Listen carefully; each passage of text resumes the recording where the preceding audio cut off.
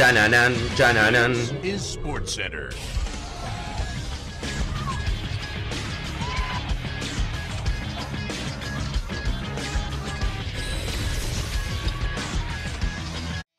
Hola gente, ¿cómo andan? Un saludo grande para todos, yo soy Sanio, les traigo un nuevo video al canal. En el día de hoy vamos a estar hablando acerca de Boca y puntualmente acerca de los últimos días en los cuales el mercado de fichajes parece haberse movido bastante y Boca tiene casi abrochado varios jugadores que en realidad venía negociando, pero que, teniendo en cuenta los antecedentes de Boca en el último tiempo, sorprende que haya cerrado tantos jugadores y sobre todo que haya gastado tanto dinero.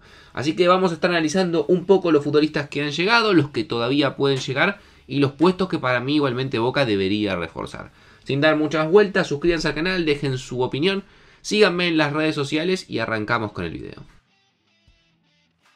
La gestión de Juan Román Riquelme y el famoso Consejo de Fútbol que se encarga justamente de todo lo que tiene que ver con la gestión deportiva, encabezado por Cassini, Chicho Serna y también el Chelo Delgado, siempre había sido muy criticada desde que se habían hecho cargo del club por haber vendido a muchos futbolistas, en la gran mayoría jóvenes y por buen dinero, y no haber incorporado de acuerdo a la cantidad de dinero que el club tenía y por sobre todas las cosas en cuanto a la calidad de futbolistas que Boca necesitaba. Recordemos, hasta hace no muy poco tiempo Boca vendió futbolistas como X Fernández en más de 20 millones de dólares, Aaron Anselmino que se acaba de ir en 18 millones de dólares al Chelsea, Cristian Medina acaba de ser vendido al grupo Foster Gillette a cambio de 15 millones de dólares, Alan Varela en su momento se fue al Porto por más de 12 millones, Valentín Barco del Brighton en 10 millones, Luca Langoni también cuando se fue a la MLS, Mateo Retegui que un porcentaje importante de su ficha también correspondía a Boca. La realidad es que Boca ha cosechado en los últimos tiempos casi 100 millones de dólares, pero claro, la realidad también es que no habíamos visto que esos 100 millones se vean reflejados en los jugadores y las incorporaciones que hacía el equipo. Y esa era una de las principales críticas que se le venía haciendo a la gestión Riquelme.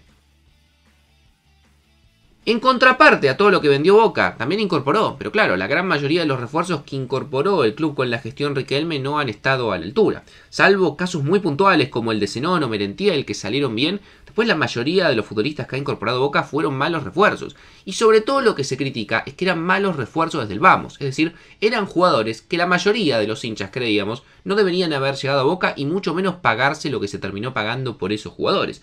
Podemos mencionar caso Lema, caso Hanson, caso Miramón, caso Gary Medel que ya no está en el club, Martegani, Barinaga, Belmonte y otros jugadores que también Boca pagó en muchos casos un dinero importante, 2 millones, 4 millones, 3 millones y medio y en ninguno terminó rindiendo. También algunos libres como el caso de Edinson Cavani, que a mí particularmente es un jugador que me parece que salvo algún que otro momento tampoco ha rendido en Boca. Por lo cual la crítica era muy clara hacia todo lo que tiene que ver con el sector de la dirigencia.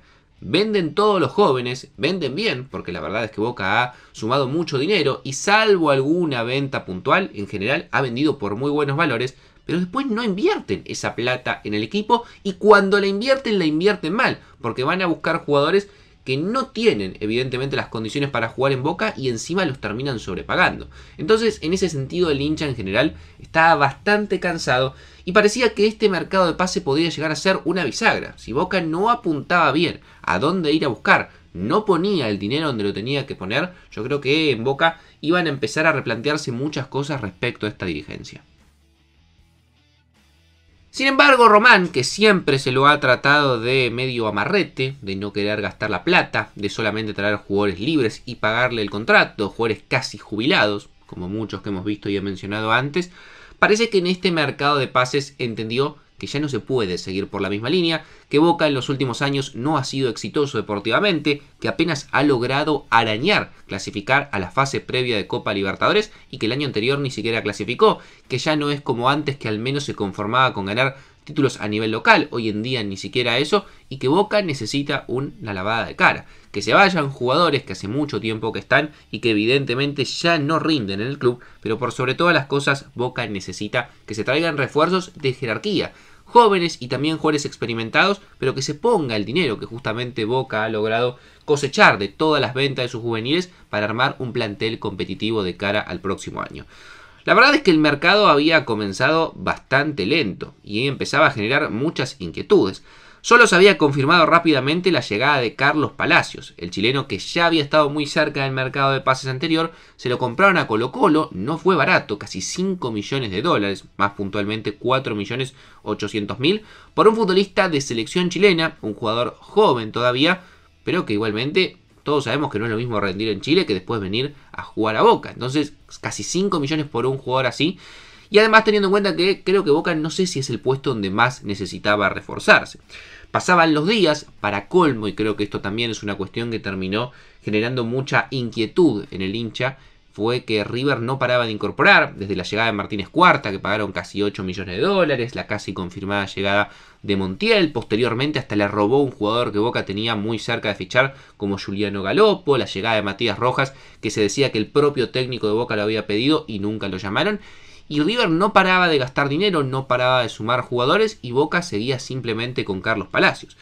Pocos días después, hace 3-4 días, se confirmaba el segundo refuerzo de Boca, que es Ayrton Costa. Un jugador que en Independiente y en Platense, y hoy en día jugando en Bélgica, había rendido mucho más o había jugado mucho más jugando como lateral izquierdo que como marcador central por la izquierda, que es lo que Boca fue a buscar en él. Es más, en Bélgica en el último tiempo venía jugando más como lateral o carrilero por la izquierda. Y Boca pagaba además 3,5 millones de dólares, lo cual evidentemente tampoco era un refuerzo que terminaba de convencer, sobre todo teniendo en cuenta lo que antes le decía. Boca hoy en día no necesita lateral izquierdo, tiene 3, que son Blanco, también tiene a Sarachi y tiene a Fabra, si lo quieren contar. Y Costa, si viene a jugar de central, es más una apuesta que realmente una certeza. Entonces, en ese sentido, tampoco terminaba de convencer. Y si esos iban a ser los únicos 2 refuerzos de Boca, iba a estar más que complicado. Sin embargo, algo cambió en los últimos días. Se venía hablando de muchos nombres, se venía negociando, pero todo muy tranquilo, hasta que finalmente parece que Boca o se cansó o entendió que ya no hay tiempo para estar negociando y que el entrenador necesita tener los jugadores a disposición para que hagan la pretemporada y que lleguen de la mejor manera a las competencias oficiales. Y todo parece indicar que tiene casi abrochado 4 jugadores más. Y 4 jugadores que para mí en muchos casos son la jerarquía que Boca necesitaba.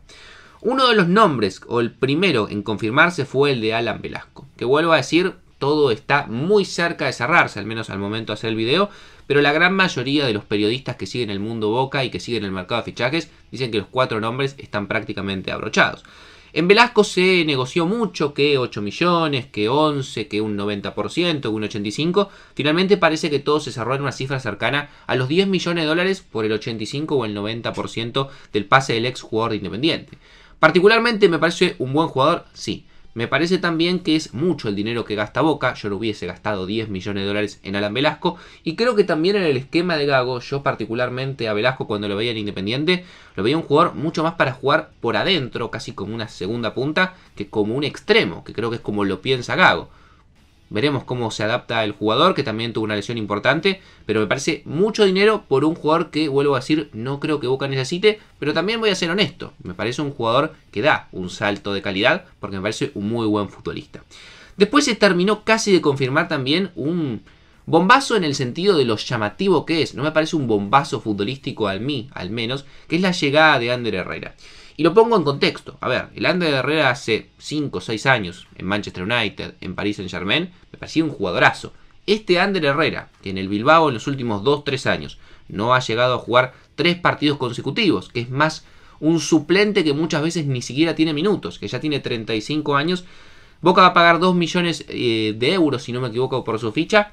Me parece un jugador de jerarquía, me parece un jugador que puede aportar sin duda, pero no me parece un jugador que venga a ser titular indiscutido ni mucho menos. Pero también entiendo que es un jugador que a Boca le hace falta volantes y puede llegar a ser importante. Sí me gustan mucho más los otros 2 nombres que parecen casi confirmados, que son el de Rodrigo Bataglia y el de William Alarcón. Primero hablemos del argentino, un futbolista que para mí siempre fue muy destacado, que estuvo en el radar de la selección argentina, que jugó mucho tiempo en Europa, sobre todo en el Sporting de Lisboa, y que en el último tiempo en en Atlético Mineiro se ha convertido en un defensor central. Ya no es más ese número 5 que veíamos antes, pero que por ejemplo cuando lo vi jugar en la serie frente a River, jugó 2 grandes partidos. Si ese es el central que trae Boca por 1,5 millones de dólares, me parece un gran fichaje y sobre todo un jugador de jerarquía. Veremos si después Vemos ese Rodrigo Battaglia, pero me parece un muy buen jugador y sobre todo un jugador barato para lo que te puede llegar a aportar. Y el nombre del chileno también me parece interesante. Un jugador joven, 24 años, que llegaría de Huracán, parte un dinero que todavía le tendría que dar por la venta de Cristaldo, más cerca de 2 millones, 3,5 de dólares que le van a terminar entrando Huracán también por el jugador. Pero un volante que él sí me parece un jugador creativo, un volante que en la mitad de la cancha a Boca le puede llegar a servir y mucho, y que puede llegar a ser esa llave para que Boca genere juego que quizás en el último tiempo había perdido. Creo que una mitad de la cancha con el Arcón, con Zenón, con Ander Herrera estaría muy bien. Sin embargo, más allá de que vuelvo a reconocer que Boca en este caso ha gastado mucho dinero y que ha incorporado jugadores que me parece que son de jerarquía, para mí siguen faltando 3 posiciones fundamentales. Sigue faltando un arquero. Yo no creo que Romero, Bray o Javi García tengan que ser el arquero titular de Boca. Ninguno de los 3, por distintos motivos. 2, porque ya su etapa en Boca debería estar terminada. Y en el caso de Bray, porque creo que es joven, tiene mucha inexperiencia y los últimos partidos que vi en el torneo no me dieron ninguna seguridad. Y Boca justamente ahí necesita seguridad. Esperemos que vayan a buscar un arquero. Un marcador central zurdo para mí, porque entiendo que Costa no es eso. Y que Rojo no es garantía tampoco con todo lo que ha estado lesionado. Me gustaría que vayan a buscar un jugador ahí, aunque creo que no lo van a hacer. Pero indiscutiblemente el puesto que Boca tiene que, como sea, buscar un jugador y reforzar es el número 5. Si Boca va a salir nuevamente a especular con Miramón y Belmonte, me parece que es un gravísimo error y que todo lo que se incorporó, si no se trae un número 5, puede llegar a ser, la verdad, en la nada. Porque si Boca no tiene un jugador que ordene el equipo de atrás hacia adelante, que sea salida y que sobre todas las cosas recupere en muchas ocasiones, que es lo que le ha costado en el último tiempo, desde la salida sobre todo de X Fernández, me parece que va a ser difícil que el equipo pueda jugar bien y sobre todo aspire a cosas importantes. Pero nobleza obliga, tantas veces que le he pegado a Riquelme porque no gastaba plata, porque armaba pésimos planteles. La verdad es que si se confirma de momento estos 6 jugadores, que como les digo, hay varios que ya están confirmados y otros que están a confirmarse, me parece de momento un buen mercado de pases que debería complementarse como mínimo para mí con un número 5 y un arquero más. Me gustaría leer su opinión en los comentarios y que me dejen su análisis, que se suscriban al canal, que activen la campanita y que me sigan en las redes sociales. Y sin dar muchas vueltas los dejo por hoy y los veo mañana en un próximo video.